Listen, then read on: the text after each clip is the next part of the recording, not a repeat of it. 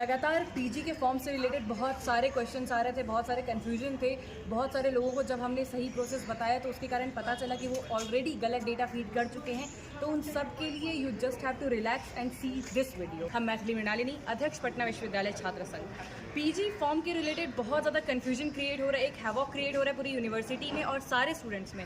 तो हम चाहते हैं कि आप लोग ये वीडियो बहुत ध्यान से देखिए, क्योंकि आपके जितने भी कन्फ्यूजन है उसका सोल्यूशन आपको इसी के माध्यम से मिल पाएगा। फर्स्ट ऑफ ऑल, जो पहली चीज़ है कि MJC यानी कि मेजर कोर्स में आपको अपने ऑनर्स का मार्क्स भरना है। सिर्फ ऑनर्स यानी कि CC पेपर, यानी कि CC 1 से लेकर के CC 14 तक आर्ट्स वाले स्टूडेंट के लिए, एंड साइंस के लिए CC 1 से लेकर के CC 18 तक, उसमें आपको अपना प्रैक्टिकल भी इंक्लूड करना है। DSE का मार्क्स इसमें इंक्लूड नहीं किया जाएगा।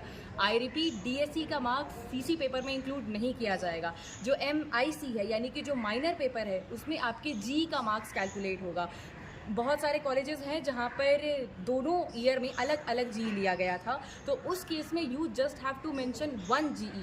आपको सिर्फ एक GE मेंशन करना है। फॉर एग्जांपल, मेरा ऑनर्स पॉलिटिकल साइंस था और मेरी GE हिस्ट्री थी फर्स्ट ईयर में, सेकेंड ईयर में सोशियोलॉजी थी।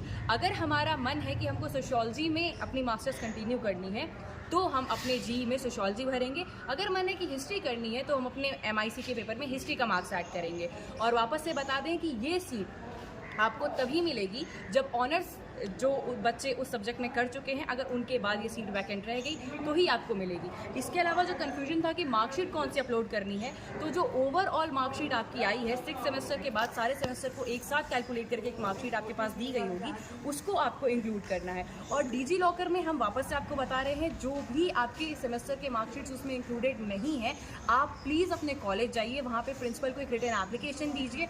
वहाँ पे वो आपकी TR को चेक करेंगे और आपको आपके मार्क्स बता दिए जाएंगे। आप उसको परसेंटेज में कैलकुलेट करिए एंड देन फिर अपना फॉर्म फिल कीजिए। एंड वन मोर थिंग, कि जिन स्टूडेंट्स की गलती हो चुकी है अपने परसेंटेज को भरने में, प्लीज़ लिसन, आपको एडिट का मौका दिया जाएगा। 31 तारीख को जब ये फॉर्म फिलिंग बंद हो जाएगी, इसका डेट खत्म हो जाएगा, उसके बाद महज 2 दिनों के लिए आपके लिए एडिट का पोर्टल खुलेगा। तो मेक श्योर कि आप अपने सही परसेंटेज वहाँ पे एडिट करके डालते हैं, नहीं तो इसके कारण भी एक कन्फ्यूजन क्रिएट होगा और एडमिशन के टाइम पर आपको बहुत ज़्यादा दिक्कत उसमें झेलनी पड़ेगी। I repeat my self, DSE will not be included in your MJC का paper. And second thing, that जिनकी गलती हो गई है उन्हें एडिट का मौका मिलेगा।